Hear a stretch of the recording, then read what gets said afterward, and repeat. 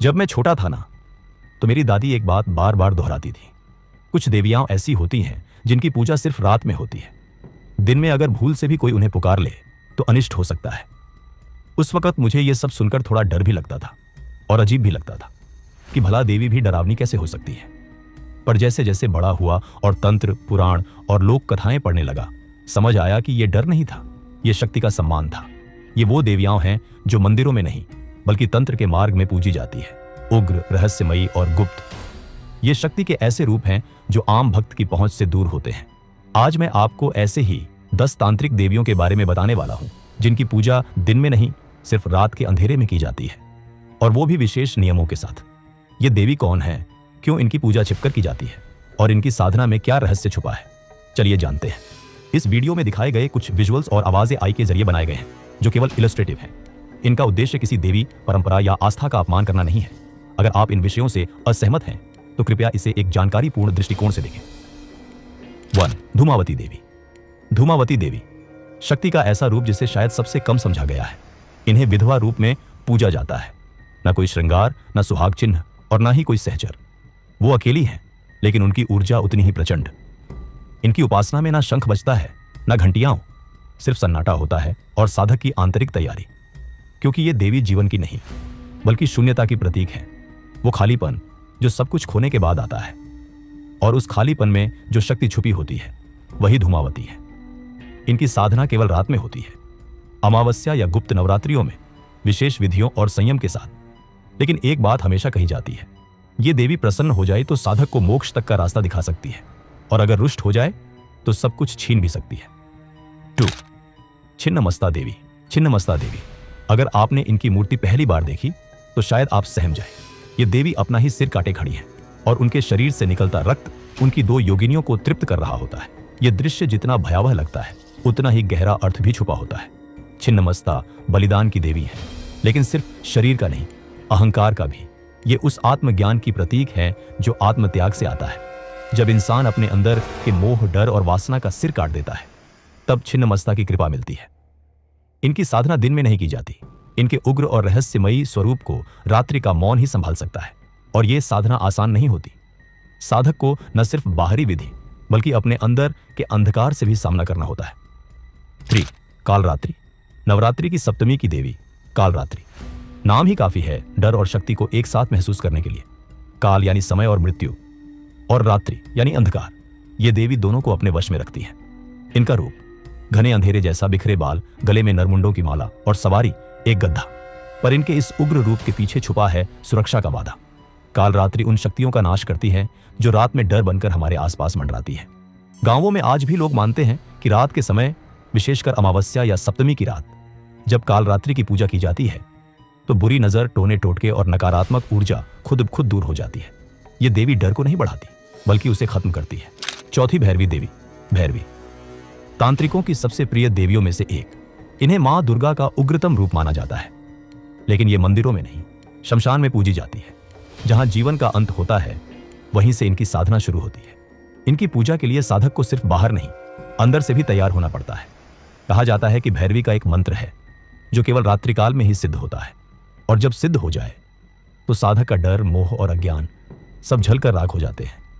यह साधना कोई आम पूजा नहीं है। इसमें दीपक की लौ भी कांपती है और साधक का मन भी। लेकिन जो इस राह पर टिक जाए उसे भैरवी सिर्फ शक्ति नहीं देती, वो इंसान की पूरी चेतना ही बदल देती है। ये देवी जीवन नहीं, चेतना को छूती है। 5. बगलामुखी देवी। बगलामुखी तंत्र की वो देवी जिन्हें स्तंभन शक्ति की अधिष्ठात्री माना जाता है, यानी ऐसी शक्ति जो किसी की भी वाणी, बुद्धि या शक्ति को एक पल में रोक दे। शत्रुनाश, कोर्ट केस, वाद विवाद, इन सभी में साधक इन्हीं की शरण लेते हैं। इनकी साधना में एक खास बात है, हर चीज पीली होती है। पीले वस्त्र, पीले फूल, पीली मिठाई, और साधना का समय सिर्फ रात्रिकाल, वो भी गुप्त रूप से, क्योंकि बगलामुखी की पूजा गुप्त रखी जाती है। जितनी दिखावे से दूर उतनी ही असरदार। कहा जाता है कि अगर इनकी कृपा मिल जाए तो दुश्मन की जुबान भी उसी वक्त बंद हो जाती है। लेकिन ये देवी सिर्फ बाहरी दुश्मनों को नहीं बल्कि मन के भीतर चल रही उथल पुथल को भी स्तंभित कर सकती है। शक्ति है, लेकिन वो जो भीतर भी शांति ला दे। 6. मातंगी देवी। मातंगी, इन्हें तांत्रिक सरस्वती भी कहा जाता है, लेकिन ये वो सरस्वती नहीं है जो मंदिरों में बैठी वीणा बजा रही हो। मातंगी वहां पूजी जाती है जहां समाज जाना पसंद नहीं करता। अपवित्र माने जाने वाले स्थानों पर सीमाओं के उस पार जहां नियमों का कोई मतलब नहीं रह जाता। ये देवी विद्या और कला की अधिष्ठात्री हैं, पर वो विद्या जो सीमाओं को तोड़ती है। तंत्र शास्त्र कहता है कि अगर किसी साधक को वाक सिद्धि चाहिए, यानी जो भी वो बोले वो सच हो जाए, तो मातंगी की रात्रिकालीन साधना ही उसका रास्ता है। लेकिन यह साधना आसान नहीं होती। मातंगी की पूजा में समाज के बनाए हर नियम को छोड़ना पड़ता है। पूजा का समय, स्थान और विधि सब कुछ अनकन्वेंशनल होता है, और तभी तो ये देवी साधक को सिर्फ ज्ञान नहीं, अभिव्यक्ति की असली शक्ति देती है। 7. प्रत्यंगिरा देवी।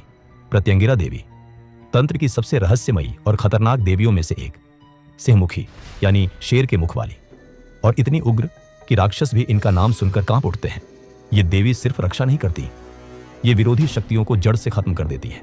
इनकी साधना आम लोगों के लिए नहीं है। अमावस्या की रात विशेष हवन, विशेष मुद्रा और एकाग्र मन, तभी इनका आह्वान किया जाता है। और अगर साधना में जरा सी भी गलती हो जाए तो साधक खुद उस शक्ति की चपेट में आ सकता है। कहा जाता है प्रत्यंगिरा को बिना बुलाए मत बुलाना, क्योंकि ये देवी जिस शक्ति की अधिष्ठात्री है वो रक्षक से पहले संहारक है। यह साधना तभी की जाती है जब कोई सच्चा कारण हो और साधक उसके लिए पूरी तरह तैयार हो। 8. नील सरस्वती। नील सरस्वती, इस नाम को बहुत कम लोग जानते हैं। ये वही देवी हैं जो ज्ञान तो देती हैं, लेकिन वो नहीं जो किताबों में हो। ये देवी ब्रह्म ज्ञान की अधिष्ठात्री है, उस चेतना की जो तर्क और सीमाओं से परे होती है। इनका स्वरूप है गहरा नीला, जैसे आकाश का वो कोना जहां कोई रोशनी नहीं पहुंचती। ये देवी तंत्र की सरस्वती है, जो सीधे साधक की आत्मा से संवाद करती है। इनकी मूर्ति मंदिरों में नहीं मिलेगी, लेकिन सच्चे साधक जानते हैं कि इन्हें कहां और कैसे साधना है। साधना का समय वही जब चारों तरफ सन्नाटा हो और साधक खुद के सिवा किसी और के संपर्क में ना हो। रात का अंधेरा, एकाग्रता और मौन, यही नील सरस्वती का मंदिर है। और जो उन्हें पा लेता है उसे फिर किसी गुरु की जरूरत नहीं रहती। 9वां, अष्टभुजा तारा देवी। तारा देवी को तंत्र में एक रहस्यपूर्ण स्थान मिला है। ये देवी बौद्ध और हिंदू दोनों परंपराओं में पूजित है, और जो लोग तंत्र के रास्ते चलते हैं वो जानते हैं कि तारा देवी सिर्फ ज्ञान नहीं बल्कि मृत्यु से मुक्ति भी देती है। इनकी 8 भुजाएं सिर्फ शक्ति का प्रतीक नहीं है, ये जीवन और मृत्यु के बीच की सीमाओं को तोड़ती है। साधक कहते हैं कि जब इंसान को बार बार मृत्यु का भय सताने लगे या जब जीवन में अंधकार छा जाए, तब तारा मां की साधना रास्ता दिखाती है। इनकी पूजा कभी दिन में नहीं होती। रात के सन्नाटे में जब डर अपना असली रूप दिखाता है, वहीं तारा मां की आराधना शुरू होती है। लेकिन ध्यान रखना, यह साधना सामान्य नहीं होती, इसके लिए मन का डर भी छोड़ना पड़ता है। 10. महाकाली। काली मां की पूजा तो हम सभी ने कभी ना कभी की होगी, लेकिन महाकाली का तांत्रिक स्वरूप वो कुछ और ही है। ये वो देवी हैं जो समय को भी निगल जाती हैं और मृत्यु को भी अपने अधीन कर लेती हैं। इनका हर रूप, हर भाव चेतना को हिला देने वाला होता है। महाकाली की असली पूजा मंदिरों में नहीं होती। यह साधना होती है अमावस्या की रात, शमशान की रेखा पर, जहां जीवन और मृत्यु का फर्क मिट जाता है। हवन की आग जल रही होती है, चारों तरफ सन्नाटा और साधक अकेला। वहीं मां प्रकट होती है। यह साधना डर के लिए नहीं होती, ये उन लोगों के लिए होती है जो खुद को भस्म करके कुछ नया जन्म देना चाहते हैं। महाकाली शक्ति नहीं, पूर्ण विनाश और पुनर्जन्म की देवी है, और जब वो कृपा करती है तो जीवन पहले जैसा नहीं रहता। देखो, ये बातें किताबों में कम और अनुभव में ज्यादा मिलती है। मैंने जितना समझा, जितना जाना, उतना ही आपके साथ बांटा है। लेकिन तंत्र कोई खेल नहीं है, इसमें एक भी कदम अगर गलत पड़ जाए तो उसका असर बहुत भारी हो सकता है। अगर आपको ऐसे विषयों में और भी दिलचस्पी है तो मुझे जरूर बताना, मैं और गहराई से रिसर्च करूंगा और फिर आपके सामने लाऊंगा। तब तक के लिए जय मां शक्ति।